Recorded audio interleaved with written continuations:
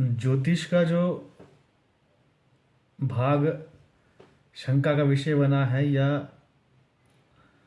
Question mark, प्रश्न चिन्ह जिस पे लगा है, जिसको लेकर के भ्रांतियां बनी है, वो ज्योतिष का होरास्कंद या फलित भाग है।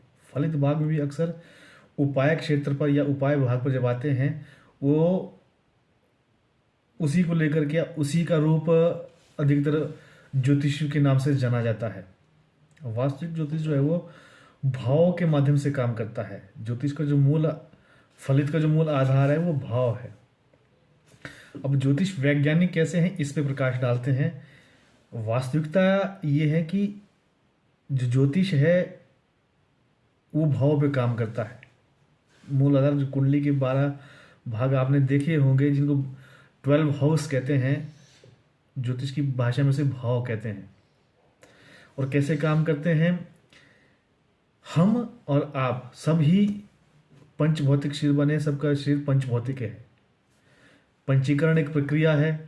वेदांत वाले दार्शनिक इस विषय को अधिकतर जानते हैं। वेदांती इसको अच्छी तरह जानते हैं कि पंचभौतिक शरीर की प्रक्रिया सृष्टि में भी है, वो मात्रा शरीर में भी समान चलती है, पंचीकरण की मात्रा। केवल हमारे भाव ही भिन्न है, वही हमारे इस पंचभौतिक शरीर को अलग अलग आकार देते हैं, जिससे हमारे शरीर का अलग अलग आकार बनता है। भावों का विकास ही हमारे शरीर में विभिन्नता लाता है। जैसे जैसे हमारे भाव विकसित होते हैं, भाव के विकास के साथ साथ हमारे शरीर का, इस पंचभौतिक शरीर का विकास भी होता है।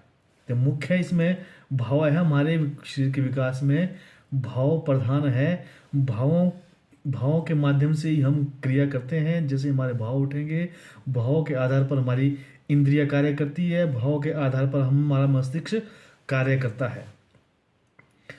तो भावों को समझना, यदि भाव को आप समझ गए कि आपके भाव किस वेग में जा रहे हैं, किस दिशा में जा रहे हैं, तो आप क्रिया के रूप को जान सकते हैं। क्योंकि क्रिया का जो मूल कारण है वो आपके भाव है, जिनको हम वृत्ति कहते हैं। योग की भाषा में चित्त वृत्ति निरोध योग का कारण है कि चित्त की जो वृत्तियां, चित्त में जो भाव जाग रहे हैं, उनका निरोध करना ही योग है।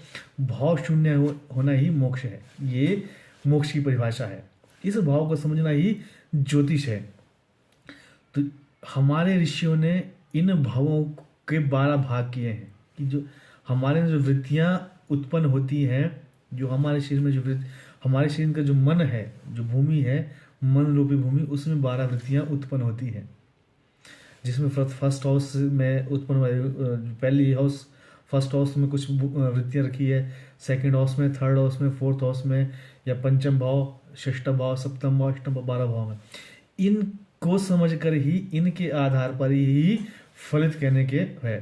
तो इन भावों पर प्रभाव किसका रहता है? इन भावों पर समाज में चल रहे जो विचार हो गए, वो विचार हमारे भावों पर प्रभाव डालते हैं। और विचारों को हम ग्रहों के माध्यम से समझते हैं। 9 ग्रह हैं, तो 9 विचारधारा है, या दर्शन में हम जाकर के देख ले, 9 दर्शन है, जिसमें 7 मुख्य ग्रह हैं। इन 7 विचारधाराओं से हम ये हमारे भाव को प्रभावित करते हैं। इनका योग बनता है। इन विचारों के योग से ही हम क्रियाएं करते हैं। इन्हीं को समझना। तो ग्रहों को हम विचार मान लेते हैं, या विचार को ग्रह मान लेते हैं। ग्रह विचार है, विचार ग्रह हैं, और भाव हमारी वृत्तियां हैं। इन दोनों का संयोग के माध्यम से हम क्रिया करते हैं। यही वैज्ञानिकता है विचारों और भावों की, जो ज्योतिष को प्रमाणित करती है। वैज्ञानिक है जो इसकी वैज्ञानिकता है। आप किसी भी तरीके से इसको सिद्ध कर लीजिए, पर इसकी प्रमाणिकता यही है कि ग्रहों के माध्यम से जो हमको समझाने का प्रयास किया गया है वो हमारे विचार है, और भावों के माध्यम से जो हमारे को समझाने का प्रयास किया गया वो हमारे अंदर मन की स्थिति में होने वाली वृत्तियां हैं। और चंद्र और सूर्य, चंद्र को मन माना है और सूर्य को आत्मा, ये दोनों इनके मुख्य कारक है। इनके आधार पर सारी की सारी वृत्तियां काम करती है। ये वैज्ञानिक आधार है। इसी वैज्ञानिकता के आधार पर ज्योतिष का पूरा प्रपंच चल रहा है। और जिस ज्योतिष को हम आप देख रहे हैं वो हम आपने अपने स्वार्थ अनुकूल बनाया है। उसके आधार पर हम ज्योतिष को सही और गलत नहीं ठहरा सकते, क्योंकि वो हमने अपने निज स्वार्थ के लिए उसका वैसा विकृत रूप बनाया है। उस विकृत रूप में सुधार करना आवश्यक है, वो हम आपको ही मिलकर के सुधार करना होगा। किसी भी विकृत रूप को कह करके या विकृत रूप देख करके उसके मूल रूप को झुठलाना, ये कहीं की विद्वता नहीं है, कोई वैज्ञानिकता नहीं है। यदि आतंकवादी उत्पन्न हो रहा है, इसमें माँ का दोष नहीं है, ये समाज की विकृतियों का दोष है। इसका मतलब ये नहीं है कि माँ को ही गलत ठहरा दिया जाए।